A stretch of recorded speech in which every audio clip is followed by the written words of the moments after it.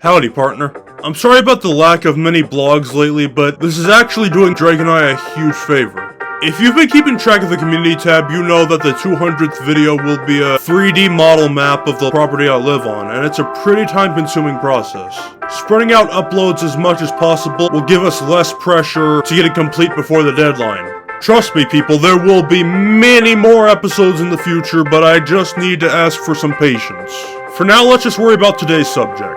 Make whatever remark you want about Toy Story 5 being in the works, but it's not immediately damned from the start, and if I can give it credit for anything, it'll have some pretty cool new toys. And no, when I say cool toys, I'm not talking about the shaky ones. Anyway, the only real issue with going this far is that toys are like a 90s or earlier thing, which was the time the first two Toy Stories were most relevant. Toy Story 3 from 2010 still worked because the message of the movie was that toys were overall becoming outdated.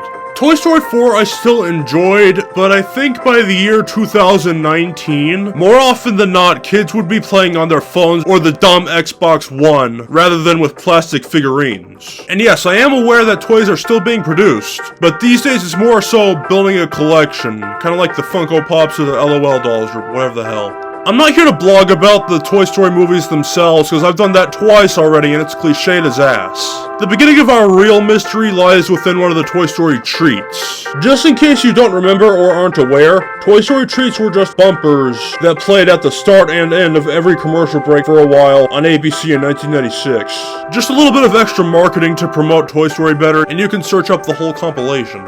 You may have fun seeing what they came up with. It's not that exciting, but eh. They're like mini shorts, because I do believe each one is less than a minute long. And real quick, let's talk about just a few of them. There's one where a ton of the three-eyed aliens pop out of a toy car, and Woody has the remark of, I know, it's not funny when clowns do it either. And I'm thinking like, well obviously it's not funny, it's mind-blowing. Like, how do they fit 100 clowns into a, forget it. Magicians don't reveal their secrets, so we'll never know.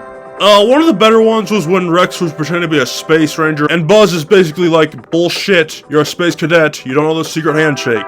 But in the Lightyear movie, they didn't say anything about the rookies needing to learn a handshake before they became rangers. But that movie got very little right anyway, so yeah. If you want to look at all the treats, you can do that, but what I'm most concerned about comes from this one specific treat.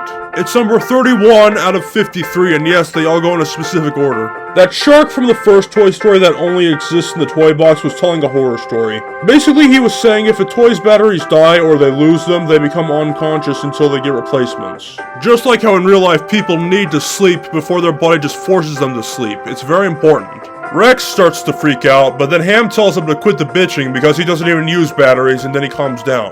Now this really did get me thinking though, how many of the toys from the franchise actually do use batteries, besides obviously Buzz? I don't think the issue of becoming unconscious is really a threat to many of these guys. And I'm not talking about when they're idle and the humans play with them, I'm talking like legitimately unconscious, not really thinking about anything. What I'm here to do today is go over every toy from all the movies and determine which ones use batteries and which ones don't. Starting with the first Toy Story. Now when I say toy, I'm not just implying characters. Sid had toys of his own, but many of them are toys he took apart and combined their parts with other toys, which I am not counting. Toys cannot be altered in any way, and I can't even tell if the baby body that the baby head used to be connected to utilized batteries or not. I will also say now that Woody has a voice box, but once that thing is pulled to shit, it's dead.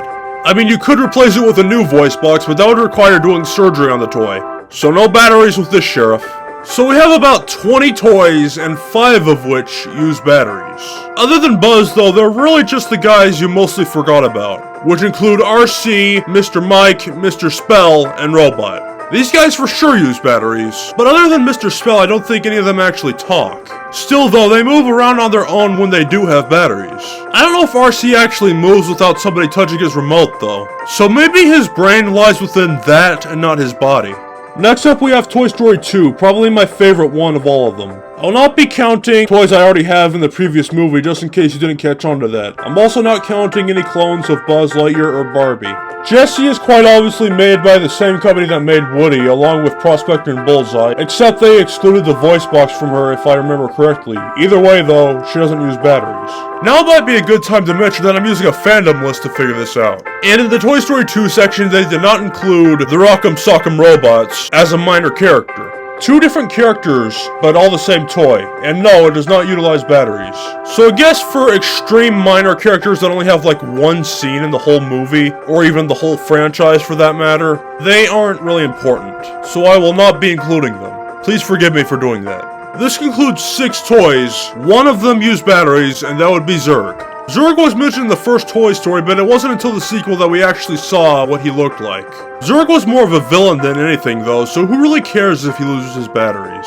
Toy Story 3 time, and I was scared about this one at first because, well, look at all these prostitutes. Thankfully though, we don't have to include all of them, because like I just said. Let's cut to the chase. 18 toys, 1 of which uses batteries. Sparks. A different robot than the one from the first Toy Story, by the way. It took me quite some time to figure out if the chatter phone used batteries or not, and I'm still not entirely positive. I want to lean towards no, but this one could be up in the air. And finally, we have Toy Story 4. Sorry fans of this movie, but there's not much to say here. 6 toys, and none of them use batteries. Forky I'm not including because he's a utensil, and the last time I checked, they don't have batteries. My final verdict is there are 50 significant enough toys in the franchise, only 7 of which utilize batteries, maybe 8. I wasn't expecting there to be that many, and it sucks that I can't go over every toy visible, but I just can't find a list online that lists all of them. And isn't it weird that the first Toy Story has the most battery toys, but the newest one has the least? I would have thought it would be the other way around. God only knows what fillers we'll have in Toy Story 5. The day it was announced back in February, my dad came into my room and told me it was on the way. My only reaction was, it better be good.